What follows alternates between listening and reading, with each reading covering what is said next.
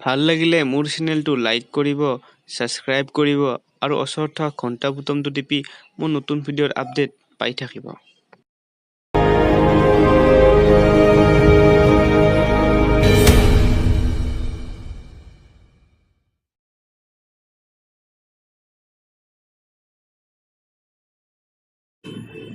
আৰু ধৰ্মৰ বিষয়ে আপুনি মানে কেনেকুৱা অনুভৱ ৰাখে? ধৰ্মৰ বিষয়ে সেই সময়তো মানুহে মহাপুৰুষ গুৰুজনাৰ প্ৰতি প্ৰেম প্ৰীতি ভক্তি আছে এতিয়াও মোক গ'লে কম নহয়। কোনোবাই কিবা ক্ষেত্ৰত কিবা এটা কৰিব পাৰে, সেইটোৱে একেবাৰে নহয়। হয় হয় সমসাময়িকভাৱে আমি চাওঁ যদি মানুহৰ ধৰ্মৰ প্ৰতি বিশ্বাস আছে আৰু আমি সত্ৰৰ মানুহে যেনেকৈ তেনেকৈ বেয়া কাম আমি কৰিব নোৱাৰোঁ। আৰু কিয় নোৱাৰোঁ, আমাৰ এটা বন্ধন আছে। হয় সত্ৰৰ মানুহৰ এটা বিশেষ বন্ধন আছে, সত্ৰৰ এটা বিশেষ দায়িত্ব যে যেনেকৈ তেনেকৈ আমি কাম কৰোঁ বুলি কৰিব নোৱাৰোঁ, কাৰণ আমাৰ ওপৰত এখন সমাজ আছে। কি এখন সমাজ? সত্ৰ। সত্ৰৰ এখন সমাজ আছে, নিয়ম অনুসৰি সত্ৰই বিচাৰ কৰিব। যদি কিবা তুমি দূষণীয় কাম কৰা, সত্ৰৰ মঠৰ চোতালখন হৈছে এখন বিচাৰালয়। সেই মঠৰ চোতালসমূহে বিচাৰ কৰিব, সেই পানিছমেণ্ট তুমি কৰ্তৃও তাক খণ্ডন নকৰে, এনে বস্তু। গতিকে আমাৰ ওপৰত এখন বিচাৰ এখন সমাজ আছে, যিখন সত্ৰ। আমি সত্ৰ সদায় মান্যতা দিওঁ, সত্ৰ সদায় সেৱা কৰোঁ, সত্ৰ ৰীতিমতে চলোঁ। আজি যি ঠাইত সত্ৰ নাই, যি ঠাইত কোনো মহাপুৰুষ যোৱা নাই, আটাপুৰুষ যোৱা নাই, যি ঠাইত সত্ৰ নাই, সেইসকলৰ সমাজ ব্যৱস্থা আৰু সত্ৰৰ ব্যৱস্থা বহুত বেলেগ। ইয়াৰ লগতে আপোনাৰ আমাৰ যিটো মানে বৃন্দাবনী বস্ত্ৰখন, আপোনাৰ বৃন্দাবনী বস্ত্ৰখনৰ মানে কিবা কথা আপুনি আমাৰ অসমবাসী ৰাইজক জনাব নেকি? বৃন্দাবনী বস্ত্ৰখন মহাপুৰুষ শ্ৰীমন্ত শংকৰদেৱে ৰজা সন্তুষ্ট কৰাৰ কাৰণে বৃন্দাবনৰ লীলাবিলাক অংকিত কৰি। কিমান চনত আছিল আপুনি? চনটো ঠিক 15 শতিকাৰ পিছত হ'ব। গতিকে তাতে 3 কুৰি হাত বহল, 6 কুৰি হাত দীঘল এই বস্ত্ৰখন বুইছিল। এই বস্ত্ৰখন তেতিয়া আমি দূৰদৰ্শিতাৰ অভাৱ, আমাৰ সমাজৰ দূৰদৰ্শিতাৰ অভাৱ, যাৰ ফলত আমি গুৰুত্ব দিছিলোঁ। আৰু হয়তো এনে হ'ল কিছু বছৰ পিছত আমি 1826 চনত আমি পৰাধীন হ'লোঁ। পৰাধীন হোৱাৰ ফলত আমাৰ কিছুমান বস্তু আমাৰ হেৰাই গ'ল।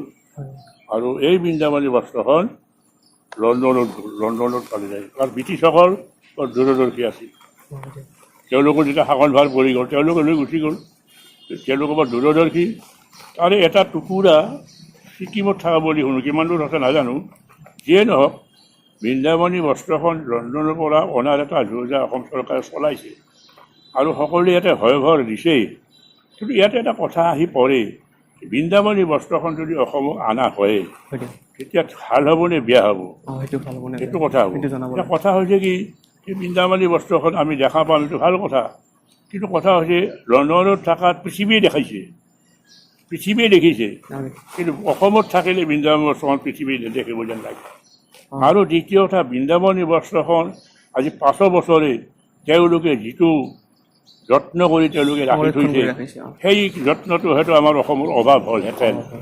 3 নম্বৰ, যে অসমৰ জলবায়ু হিচাপে পঢ়ি থকা মতে আমি অসমৰ জলবায়ুত কাগজ আৰু কাপোৰ মাত্ৰ 3 বছৰ জীয়াই থাকে, তাৰ ওপৰত নাথাকে। এইটো অসমৰ জলবায়ু কয়। গতিকে মহাপুৰুষ শংকৰদেৱে তৈয়াৰ কৰা বৃন্দাবনী 5 বছৰ হ'ল। আজিও 5 বছৰ হৈ নিখুঁত হৈ আছে। গতিকে ইয়াতে থাকিলে হয়তো নাথাকিলেহেঁতেন। যদি ইয়াকে আনেও বিজ্ঞানসন্মতভাৱে খুব কিবা কৰি আনিব লাগে।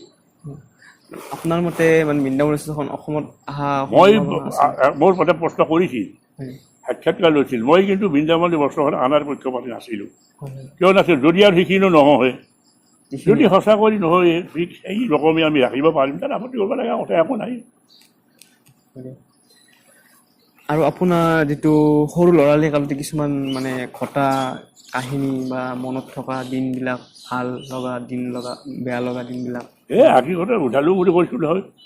আগতে আজিকালি ল'ৰা ছোৱালীবিলাক যেনেকৈ মানে মাক দেউতাকৰ চকুৰ আগতে একদম তত্ত্বাৱধানত থাকে, 1 ঘণ্টা নহ'লে মানে এটা বিচাৰ কৰা কৰি। আমাৰ দিনত সেই নাছিলহে। আমাৰ দিনত ক'ত গৈছোঁ ক'ত খাইছোঁ খবৰে নাছিল দেউতাহঁতৰ। আছে আৰু ক'ৰবাত আৰু খেলা ধূলা কৰি মাছ মাৰিব গৈছে, হয়তো ক'ৰবাত শাক তুলিব গৈছে, পথাৰত বগৰী বটি ল'ব গৈছে, আছে ক'ৰবাত। ইমানখিনি তাত বৰ নাছিল। আনকি পঢ়া শুনাৰ ক্ষেত্ৰতো ইমান দায়িত্ব আমাৰ প্ৰতি নাছিল। কি কোন শ্ৰেণীত পঢ়োঁ, কোন ক্লাছত পঢ়োঁ, সেই খবৰো কিছুমানৰ নাছিল। এনে আছে। আজিকালি যেনেকৈ কম্পিটিশ্যন যুগ হৈছে, ল'ৰাটোক মুঠৰবাৰ 80% দিবই লাগিব মাৰ্ক, এটাৰ ঘৰত 3টাই মাষ্টৰ লাগে লগাই দিছে। কিন্তু কেৱল সেই কিতাপৰ ফকাহে হৈছে, সমাজ ব্যৱস্থাৰ একো নাজানে। 90 বা 95% পাইছে এটা ল'ৰাই, কিন্তু সীমা সেই চিনি নাপায়, সমাজৰ চাৰিসীমা চিনি নাপায়, গাঁওখনৰ চাৰিসীমা চিনি, কেৱল কিতাপ, ৰুমটো আৰু টিউচনৰ মাষ্টৰকেইটা। আমাৰ দিনত নাছিল। আমাৰ দিনত ধিতিলং কৰি গাই ফুৰিছিলোঁ, দৌৰি ফুৰিছিলোঁ, হয়তো মা দেউতাৰ গালিও খাইছিলোঁ, সময়ত পঢ়িছিলোঁ বস্তাত। আজিকালি টেবুল ইলেক্ট্ৰিক লাইট নাছিল, বস্তা পাৰি দিছিল, এটা কেৰাচিনৰ চাকি, 3-4টা ভাই তলমূৰা হৈ তাতে কিতাপ পঢ়োঁ। পঢ়োঁতে কি হয়, কেৰাচিনৰ চাকিৰ ধোঁৱাটো কপালত লাগি কপালখন ক'লা পৰে। আৰু যেতিয়া ৰাতি ভাত খাব সময়ত আই মাতে, মুখত দেখি যায়, সেইকাৰণে মুখখন ক'লা বসছে বাপা, এইবিলাক আইয়ে চাদৰ লুচখেনে দি মুখখন মুচি দিলে চাফা হয়। এই দৃশ্য আজিকালিৰ দৰে ইলেক্ট্ৰিক বাল্বৰ তলত পঢ়া নাছিলোঁ, চেয়াৰত পঢ়া নাছিলোঁ, এনেকুৱা কৰি কষ্ট পঢ়িছিলোঁ। আৰ্থিক অৱস্থা বহুত বেয়া আছিল। বেয়া আছিল, আৰ্থিক পইচাৰ মানুহৰ বৰ টান আছিল। আৰু সেইটো কম দামত বহুত বস্তু পাইছিল। মই চাকৰি কৰোঁ 42 টকা, হেডমাষ্টৰ মই 42 টকা দৰমহা পাওঁ। এনে দিন। আৰু মোৰ দেউতাই মাষ্টৰ কৰিছিল, 30 টকা দৰমহা আছিল। এসময়ত 12 টকা মাষ্টৰ আছিল শিক্ষকৰ দাম। এটা গীতে গাইছিল, মানে সেই সময়ত বোলে কোনোবা চেয়াৰমেন থাকোঁতে 12 টকা ফিটি দিব লাগে, সেই চাকৰি পায়। হৰে কৃষ্ণ হৰে ৰাম, 12 টকা মাষ্টৰৰ 12 দাম, মানে এটা শ্লোগান ওলাইছিল। গতিকে 12 টকা দৰমহাও আছিল মাষ্টৰৰ। আৰু তেনেকৈ চলিছিল, 12 টকাৰে চলিছিল। মাছ কিনিব নালাগে, শাক চব্জি কিনিব নালাগে, সমস্ত পঠাব ঘৰতে পায়, উভয় নদী বস্তু, পইচা খৰচ কৰিব ঠাই নাই। সেই সময়ত আমাৰ বৰপেটাৰ অৱস্থা কেনেকুৱা আছিল? বৰপেটাৰ অৱস্থা এটা শ্ৰেণী খুব বেয়া আছিল, এটা শ্ৰেণী খুব ভাল আছিল। বেপাৰী খামাৰী আৰু বাহিৰত মাতি থকাবিলাকৰ ভাল আছিল। আৰু এটা শ্ৰেণী যি বৰপেটাতে আছে, কিছুমান মানুহটো এনেকৈ 2 সাঁজ খাব নোপোৱা মানুহ আছিল, আমিয়ে দেখা পাইছোঁ। 2 সাঁজ খাব নোপোৱা মানুহ আমি দেখা পাইছোঁ।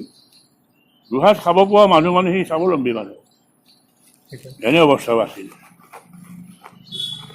আপুনি সেই টাইমত কি কৰি ভাল পাইছিল, কি কৰি বেয়া পাইছিল? কি কৰি কৈছোঁ নহয়, যে মাছ মাৰা, কাঠু মাৰা, ভাল পাইছিল। খেতি বাতিত মোৰ বৰ ৰাপ আছে। খেতি বাতিত মই পঢ়ি থকা দিনৰ পৰাই মোৰ 2 হাল গৰুৰ খেতি, আৰু মই খেতিৰ কাম কৰি খুব ভাল পাইছিলোঁ, আৰু খেতিৰ কাম ভাল জানিছিলোঁ খেতিৰ কাম। আনকি মই সৰুৰ পৰাই বাঘবৰত চাকৰি কৰোঁতে মই মুছলমান মানুহৰ ঘৰত আছিলোঁ, তেওঁলোকৰ খেতিৰ কামত মই সহায় কৰিছিলোঁ। তেওঁলোকে আচৰিত পাইছিল মোক কাম কৰা দেখা পাইছোঁ। মৰাপাত কাটা, মৰাপাত পানীত জাগে, এই মৰাপাত ধোৱা, মোৰ নিচিনা হাতৰ ঘৰ বহুত মিয়াৰ নাছিল। আপুনি কি খাই ভাল পাইছিল? খাৱা মানে মোৰ খাৱা আছিল মানে গৰৈ মাছ পুৰা আৰু কলাখাৰ। এইটো আৰু মানে ইমান আঞ্জা ৰান্ধি থৈ আইয়ে ৰাতি বন্তি পুৰিব যাম, কোমোৰা দি ৰান্ধিছে, ঔটেঙাই দি ৰান্ধিছে, আৰু কিবা কৰিছে, মানে কেৱল মাছহে মাছ। ৰাতি আৰু লাইট পৰি আহিছোঁ 2টা বজাত, 1 পাচি মাছ পাইছোঁ। তাতে আৰু মৰাপাতৰ খৰি আছিল, ডাঙৰ ডাঙৰ গৰৈ মাছ 2টা মৰাপাতৰ খৰি জ্বলাই পুৰিলোঁ বাহিৰতে, আহি খবৰে নাপায়। পুৰি আৰু কলৰ বাগান এটা পুৰি পানীখিনি মাছত বাকি দি আধা চেৰি বাতি দিয়া একমাহ হ'লাহে খাই বৰ জুতি পাইছোঁ। আৰু সেই টাইমত মই জানামতে আপোনাৰ আঠিয়া কল, আপোনাৰ কলৰ ভিতৰত মোৰ প্ৰিয় আঠিয়া কলে খুব খাইছিলোঁ মই। এটা আঠিয়া কল বৰ প্ৰিয় আছিল। আঠিয়া কল ঠাণ্ডা ভাতে দি খাইছিল, বহুত খাইছিল। আমাৰ খাইছিলে আইঠা ভাত, জকৰা ভাত, আইঠা কলে জকৰা ভাত, গোবিন্দ বলোৰে, এইবিলাক ফুটি তামচা কৰি গাইছিলোঁ, খাইছিলোঁ। আৰু ইয়াৰ বাহিৰে আপুনি আমাৰ অসমবাসীৰ হিচাপে কিবা এনে জনাব নেকি? আজি আমাৰ অসমত আমাৰ আগতে মানুহৰ অভাৱ আছিল, টকা পইচাৰ অভাৱ আছিল, কিন্তু মানুহৰ মাজত বৰ মিলাপ হৈছে। আৰু আজিকালি যিটো অনৈতিক কাম, এই অনৈতিক কামবিলাক মানে সপোনতো নাছিল। আজিকালি যিবিলাক অনৈতিক কাম, ঘৰখন লুণ্ঠন, এই অনৈতিক কামবিলাক আজিকালি খুব বেছি, আগতে নাছিল। গতিকে এইবিলাক ভাবিলে বৰ দুখ আহে, কি সমাজত আছিলোঁ আৰু কি সমাজত পঢ়িলোঁ। গতিকে এইটো আমি প্ৰত্যেক নাগৰিকে, প্ৰত্যেক পিতৃপুৰুষসকলে আমি সচেতন হোৱা দৰকাৰ। আজি অসমত বানপানীৰ সমস্যা, নিবনুৱাৰ সমস্যা, গৰাখহনীয়াৰ সমস্যা, খাদ্য সমস্যা, বহুত সমস্যা দেখা দিছে।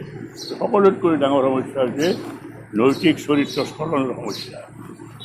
নৈতিক চৰিত্ৰ মানুহৰ এনেকুৱা স্খলন হৈছে ইয়াক ক'ব লগা ভাষা নাই। শিক্ষকৰ আৰু ছাত্ৰী লাঞ্ছিত হোৱা কথা, ইয়াত বৰ দুখৰ কথা কিবা আছেনে?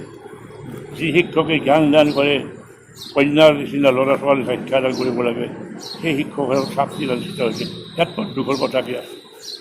যি ছোৱালীয়ে লাজ কি নাজানে, 7-8 বছৰ ছোৱালী লাজ কি নাজানে, সেই ছোৱালীকো মানুহ অত্যাচাৰ কৰি মুখত খপা দি মাৰি থৈ যোৱা ঘটনা বাতৰি আগত পাইছোঁ।